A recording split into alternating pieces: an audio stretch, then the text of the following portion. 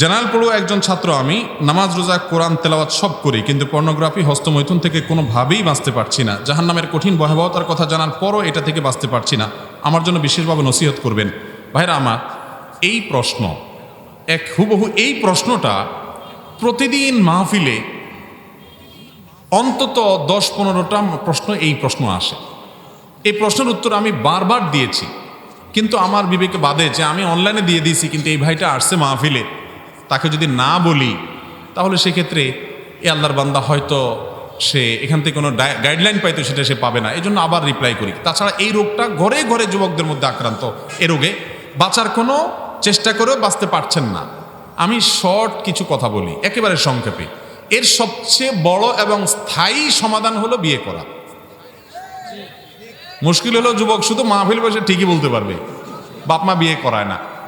এটা হলো আরেক মুশকিল। এটাও ঠিক, দেখছেন সব ঠিক মাহফিল। এখন ভাই, এক্ষেত্রে আপনি উপার্জন শুরু করে দেন, টিউশন শুরু করেন, কাজ করেন, চোখের জেনা থেকে নিজেকে বাঁচিয়ে রাখেন, বাবা মার সহযোগিতা করেন, তাদেরকে খুশি করেন, তাদের খেদমত করেন, অন্যদেরকে দিয়ে বুঝান, বিয়েটাকে সহজ করেন, নিজের মতো করে নিজের কাঙ্ক্ষিত জায়গায় যাওয়ার চেষ্টা করেন। এটা হলো সবচেয়ে কার্যকর ওষুধ এটা। এক নাম্বার 2, অনেকে বিয়ের পরও এই বদভ্যাস ছাড়তে পারে না। সেক্ষেত্রে দ্বিতীয় পয়েন্টটা খুব জরুরি, সেটা হলো স্মার্টফোন টাচ মোবাইল যেটাকে বলেন, এই মোবাইলটাকে 6 মাসের জন্য কোরবানি করতে হবে। বাটনওয়ালা মোবাইল নিতে হবে। ঠিকঠাক বেশি বলেন না, কথা শোনেন। বাটনওয়ালা মোবাইল নিতে হবে, স্মার্টফোন ত্যাগ করতে হবে। কয় মাস বলছিলাম? 6 মাস। কেন বলছি জানেন? 6 মাস বলছি এই জন্য, আপনারা যদি আমি বলি যে জীবনে আর স্মার্টফোন ব্যবহার করতে পারবেন না, আপনার নফস বলবে পাগল হইছস, এটা ছাড়া বাঁচবো। 6 মাসের একটা কোর্স দিলে বলবে ঠিক আছে 6 মাস পরে তোমাকে আবার দেওয়া হবে। 6 মাসের জন্য এই ফোন ব্যবহার করবেন না, ওই বাটনে চলে যাবেন। বন্ধু বান্ধবকে বলবেন ফেসবুকে যোগ আমাকে পাবা না দোস্ত, কল দিয়ে ডাইরেক্ট পাবা। 6 মাসের একটা ট্রিটমেন্ট টাইম নেন এবং নিজের ইসলাহের জন্য এই 6 মাস বাটন ফোনে চলে যান, সব ডিভাইস থেকে আলাদা হয়ে যান। দেখবেন ইনশাআল্লাহ ওই যে বদভ্যাসটা দীর্ঘদিন করতে করতে এমন জায়গায় হয়ে যায় যে আর সরে আসা যায় না, কঠিন হয়। 6 মাস, 8 মাস, 1 বছর, 6 মাসের পরে যদি নিজেকে ফুসলে নফসকে ফুসলে যদি আরো 4 মাস বাড়াতে পারেন তাহলে আরো ভালো, যত বাড়াইতে পারেন।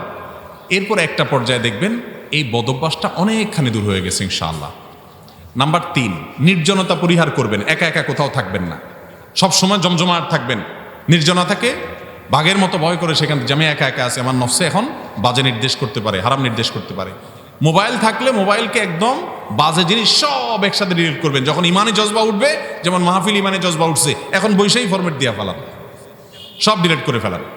এবং সেই সাথে নেককারদের সোহবত এবং সান্নিধ্য অর্জন করবেন। কুনু মা সাদিকিন, তাকে অর্জনের জন্য এটা অনেক কার্যকর পথ। সর্বশেষ 5 নম্বর করণীয় হলো চোখের পানি ফেলে আল্লাহর কাছে কাঁদেন, আল্লাহ আমি বাঁচতে চাচ্ছি, পারি না, আপনি একটু হেফাজত করবেন। আল্লাহ বলেছেন ওয়াল্লাযীনা জাহাদু ফিনা লানহাদিয়ান্নাহুম, যারা আমার রাস্তা আসতে চেষ্টা করে তাদেরকে একটা রাস্তা দেখাবো না, সাবিলের বহু বচন, সুবুলানা বহু রাস্তা দেখাই দিব। আল্লাহ ওয়াদা করেছেন লানহাদিয়ান্নাহুম, লামে তাকিদ নুনে তাকিদ সাকিলা, অবশ্যই অবশ্যই অবশ্যই বহু রাস্তা দেখাবো। অতএব চেষ্টা করবো তো ইনশাআল্লাহ। আল্লাহ আমাদের যুবক যুবতী ভাই বোনদেরকে এই গুনাহগুলো থেকে বাঁচার তৌফিক দান করেন। ভাইরা আমার, ফিতনার ভয়াবহ আগুনের আঁচ থেকে আমরা বাঁচতে পারছি না, সংগ্রাম করে চেষ্টা করতে হবে, নিজের বিরুদ্ধে নিজে অপারেশন চালাতে হবে। স্মার্টফোন বাদ দিয়ে অপারেশন চালাতে হবে। আল্লাহ আমাদেরকে তৌফিক দান করুন।